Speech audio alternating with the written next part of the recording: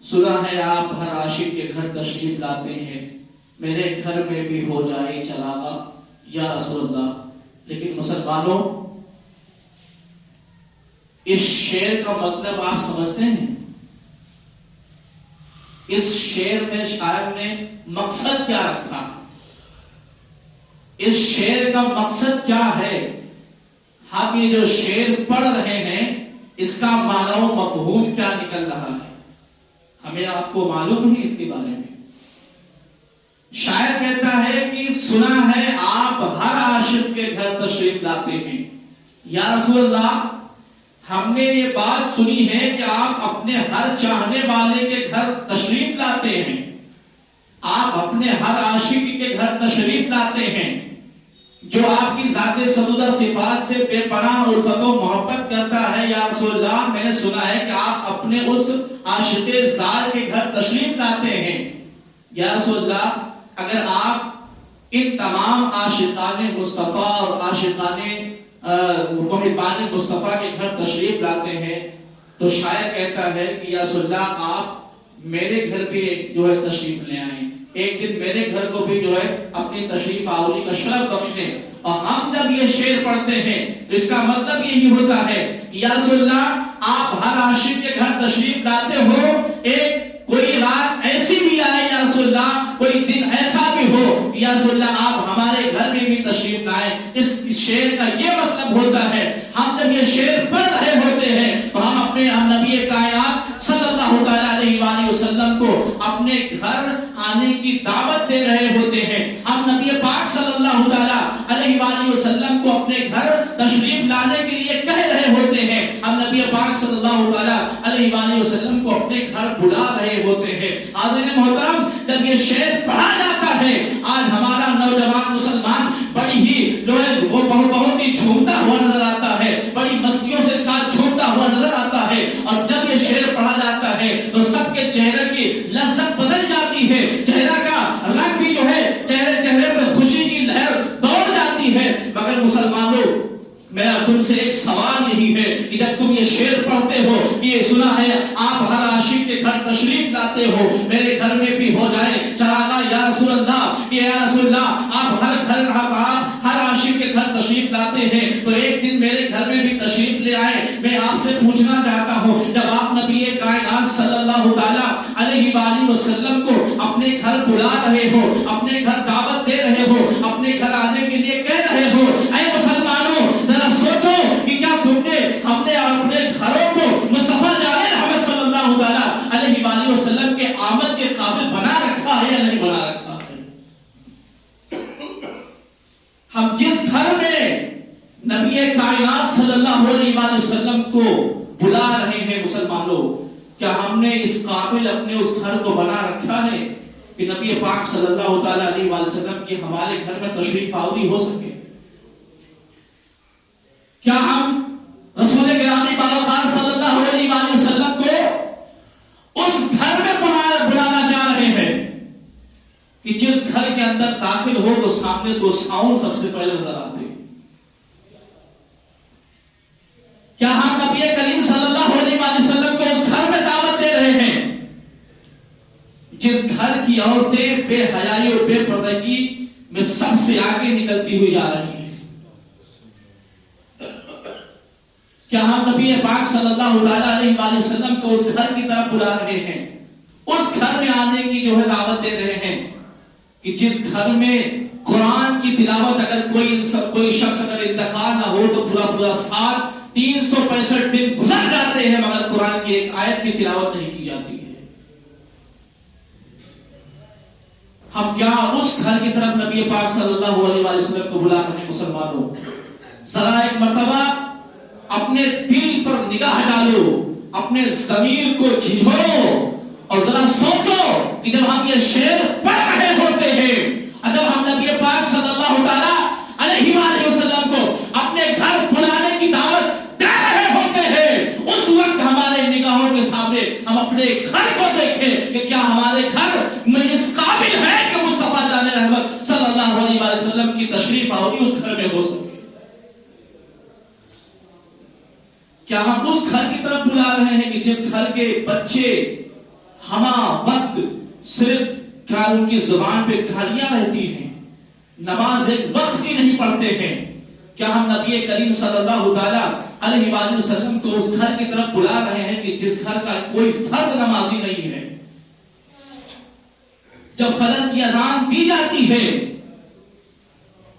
الصلاۃ خیر من النوم کی صدائیں بلند کی جاتی ہے، جب پکار پکار کے منادی ندا دے رہا ہوتا ہے کہ مسلمانوں نماز نیند سے بہتر ہے، اپنی بستروں کو چھوڑ کے نماز کے لیے مسجد میں تشریف لاؤ، اور اس وقت جب سارا گھر پورا کنبہ سو رہا ہوتا ہے کہ ہم اس گھر کی طرف نبی پاک صلی اللہ علیہ وسلم کو آنے کی دعوت دے رہے ہیں۔ یقین مانو مسلمانوں، اللہ پاک نے اپنے حبیب صاحب الاولاق صلی اللہ تعالی علیہ وآلہ وسلم کو وہ پاور و قوت عطا فرمائی ہے کہ میرا نبی اپنی مرضی سے، میرا نبی جب چاہے جہاں چاہے جس شخص اپنے جس امتی کے گھر جانا چاہے، جس میں وصالی کے ساتھ جا سکتا، جس میں وصالی کے ساتھ تشریف لا سکتے ہیں۔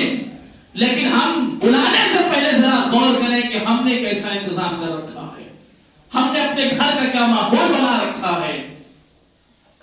میرے مصطفیٰ جان رحمت صلی اللہ علیہ وآلہ وسلم نے ارشاد فرمایا، جعلت قرۃ عینی فی الصلاۃ، میری آنکھوں کی ٹھنڈک نماز میں ہے۔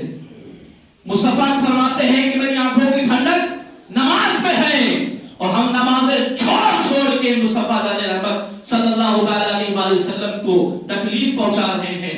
کیا ہم وہ امتی جو مصطفیٰ کو تکلیف پہنچا رہے ہیں، ہم اپنے گھر کی طرف، اپنے اس گھر کی طرف جو ہے دعوت دے رہے ہیں کہ جس گھر کی عورتیں بھی نماز نہیں پڑھتی ہے؟ حال اتنا ہے، اتنا برا حال ہے ہمارا، اتنا برا حال ہے کہ ہم نے صرف ایک چیز پر ہم جو ہے ڈیپینڈ ہو گئے ہیں، بھروسہ کر لیا ہے کہ ہم رسول اللہ کے، جنت رسول اللہ کی، یارو جنت واقعات رسول اللہ کی ہی ہے، اور جنت کو اللہ رب العالمین نے اپنے نبی کے پاک صلی اللہ علیہ وسلم کے صدقے میں ہی پیدا فرمایا ہے۔ لیکن یاد رکھو جنت رسول اللہ کی ہے، مگر پہلے ہم رسول اللہ والے بن کے دکھائیں، پہلے ہم نبی کے وفادار بن کے دکھائیں، پہلے ہم سچے عاشق رسول ہو کر دکھائیں۔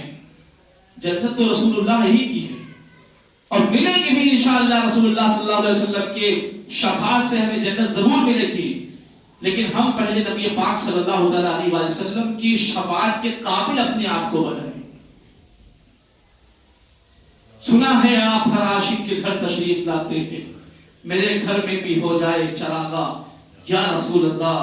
حاضرین محترم، کون سے گھر میں تشریف لائیں؟ اس گھر میں تشریف لائیں کہ جس گھر میں بھائی بھائی کا دشمن بنا بیٹھا ہے، جس گھر میں ہم نبی پاک صلی اللہ علیہ وسلم کو صبح سے لے کے شام تک، شام سے لے کے صبح تک نبی کائنات صلی اللہ علیہ وسلم کو تکلیف پر تکلیف دیتے ہوئے نظر آتے ہیں۔ میرے مصطفیٰ جان رحمت صلی اللہ علیہ وسلم نے ارشاد فرمایا کہ اگر کوئی شخص مسلمان کو تکلیف دیتا ہے تو وہ مجھے تکلیف دیتا ہے، اگر کوئی شخص مسلمان کو تکلیف پہنچاتا ہے تو مجھے تکلیف پہنچاتا ہے، مجھے تکلیف ہوتی ہے۔ اور پھر بھی ہم یہ دعویٰ کرتے ہیں، حضرت محترم، اس میں کوئی شک نہیں ہے کہ مصطفیٰ علیہ السلام کو اللہ رب العالمین نے یہ پاور عطا فرمایا ہے کہ اللہ کے رسول صلی اللہ علیہ وسلم، اور 1400 سال کی تاریخ میں آپ تاریخ اٹھا کے دیکھو تو بہت ایسے عاشقان مصطفیٰ گزرے ہیں کہ جن کے گھروں میں مصطفیٰ محمد صلی اللہ علیہ وسلم گنبد خضرا سے جس میں وصالی کے ساتھ تشریف لاتے ہوئے نظر آئے ہیں۔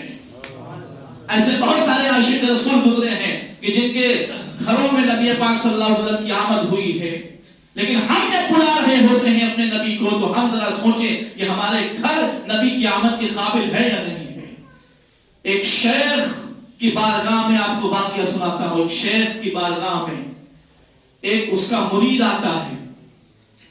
مرید نے کہا کہ پیر صاحب ایک کوئی وظیفہ مجھے بتا دیجئے، کوئی ایک وظیفہ بتا دیجئے کہ اگر میں رات کو وہ وظیفہ کروں، اس وظیفے کو پڑھوں تو کوئی رات ایسی بھی آئے کہ نبی آخر الزماں صلی اللہ تعالی علیہ وآلہ وسلم کا دیدار نصیب ہو جائے. سبحان اللہ.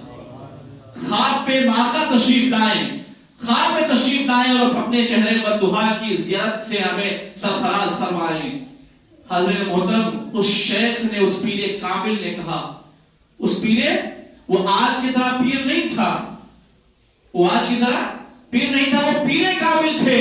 انہوں نے کہا کہ ٹھیک ہے، آج شام کی میرے گھر تمہاری دعوت ہے، کھانا میرے گھر کھانا ہے، آج آپ آؤ، شام کی دعوت پر میں تمہیں وہ وظیفہ بتاؤں گا کہ جو وظیفہ اگر تم رات کو پڑھو گے تو ایک رات ایسی آئے گی کہ نبی پاک صلی اللہ تعالی علیہ وآلہ وسلم کی تمہیں زیارت ہوتی ہوئی نظر آئے گی.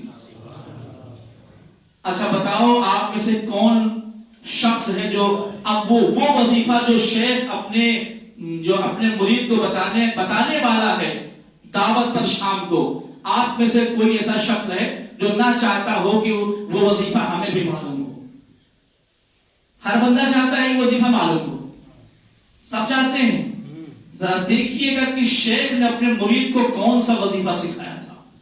شام کا وقت قریب آیا، مرید بڑا خوش ہے کہ آج شیخ کی بارگاہ سے وہ وظیفہ ملنے والا ہے، وہ ذکر ملنے والا ہے کہ جو ذکر میں رات کو کروں گا تو نبی پاک صلی اللہ تعالی علیہ وآلہ وسلم کے خواب میں زیارت نصیب ہو جائے گی. سبحان اللہ. مرید بڑی ہی خوشی کے ساتھ، اس کی خوشی کا عالم نہ پوچھو، بڑی خوشی کے ساتھ وہ اپنے شیخ پیر کامل کی بارگاہ میں گھر پہ پہنچتا ہے. ادھر شیخ نے اپنے مرید کے لیے شام کا کھانا تیار کیا، اور کھانا ایسا تیار کیا کہ کھانے میں نمک زیادہ کر دیا، کھانے میں نمک زیادہ کر دیا. آپ کو معلوم ہو کہ اگر نمک انسان زیادہ کھا لیتا ہے تو اسے بہت زیادہ پیاس لگتی ہے، بہت زیادہ پیاس لگتی ہے. ایک روٹی ہے جس کو نان بولتے ہیں، جو تندور میں لگائی جاتی ہے روٹی، اس میں نمک خمیر زیادہ ملایا جاتا ہے، نمک. اور اس کو کھانے کے بعد جب بندہ کھاتا ہے تو بندے کو پیاس بہت لگتی ہے. سردیوں کے موسم میں اگر اس روٹی کو کوئی کھا لے تو بہت پیاس لگتی ہے. تو اس پیر کامل نے کھانا تیار کیا اور کھانے میں نمک زیادہ کر دیا، خوب زیادہ نمک کر دیا. اور جب مرید نے اس کھانے کو اس ایک لقمہ اٹھا کے جب اس نے اپنے منہ میں رکھا تو کھانا ایسا تھا کہ وہ حلق سے نیچے اتر نہیں رہا تھا، اتنا زیادہ وہ نمک والا کھانا تھا. اور ساتھ میں نمک والا کھانا کھلا کے پورا کھانا مرید نے کھا لیا، مگر اس کے پیر کامل جو تھا وہ اس کے شیخ نے اس کو پانی کا ایک گلاس پانی بھی نہیں دیا، ایک گھونٹ پانی بھی نہیں دیا، ایک گلاس کی تو بات چھوڑ. اب اس کے بعد میں شیخ نے کہا کہ اب میری ہدایات پر، میری باتوں پر تمہیں عمل کرنا ہے. اس مرید نے کہا کہ جی بتائیں کیا آپ کی کون سی باتوں پہ عمل کرنا ہے، آپ کی ہدایات بتائیں کیا ہے. اس پیر کامل نے کہا کہ کھانا تم نے کھا لیا ہے، گھر جانا، جانے کے بعد وضو کرنا، عشاء کی نماز پڑھنا، اور عشاء کی نماز پڑھنے کے بعد فوراً سو جانا، مگر پانی مت پینا، مگر پانی مت پینا. کھانا نمک والا کھلایا، ایسا کھانا تھا کہ بغیر پانی کے لقمے حلق سے نیچے اتر نہیں رہے تھے. اور جب چلنے لگا تو پیر کامل شیخ نے کہا کہ گھر جا کے نماز عشاء ادا کرنے کے بعد سو جانا مگر پانی نہ پینا. لیکن کرتا بھی تو کیا کرتا، پیر صاحب کا حکم تھا، شیخ کا حکم تھا، ماننا تھا. اپنے گھر آیا، نماز عشاء پڑھی اور بستر پر لیٹا سو گیا. دوسرے روز وہ اپنی پیر صاحب کی بارگاہ میں گیا کہ حضور آپ نے تو کہا تھا کہ میں تمہیں وظیفہ بتاؤں گا کہ جس وظیفے کو اگر تم پڑھو گے تو خواب میں نبی کائنات صلی اللہ علیہ وآلہ وسلم کی زیارت ہوتی ہوئی نظر آئے گی. آپ نے وہ وظیفہ تو نہیں بتایا. تو شیخ کامل نے، اس پیر کامل نے کہا کہ اچھا بتاؤ کل جب تم گئے تھے تو نماز عشاء پڑھی تھی؟ کہا ہاں پڑھی تھی. کہا پانی تو نہیں پیا تھا؟ کہا نہیں پیا تھا. کہا فوراً سو گئے تھے؟ کہا ہاں فوراً سو گیا تھا. کہا جب سوئے تھے تو خواب آیا تھا؟ کہا ہاں خواب آیا تھا. کہا خواب میں تم نے کیا دیکھا؟ کہا خواب میں میں نے دریا کو دیکھا ہے، خواب میں میں نے سمندر کو دیکھا ہے، خواب میں میں نے جدھر دیکھا پانی ہی پانی دیکھا. کہا اچھا یہ بتا کہ جب تو سویا تھا تو تجھ کو پیاس کی شدت محسوس ہو رہی تھی، تجھ کو پیاس لگی تھی؟ کہا ہاں پیاس تو اتنی زیادہ تھی کہ زبان سوکھ کے کاٹا ہو گئی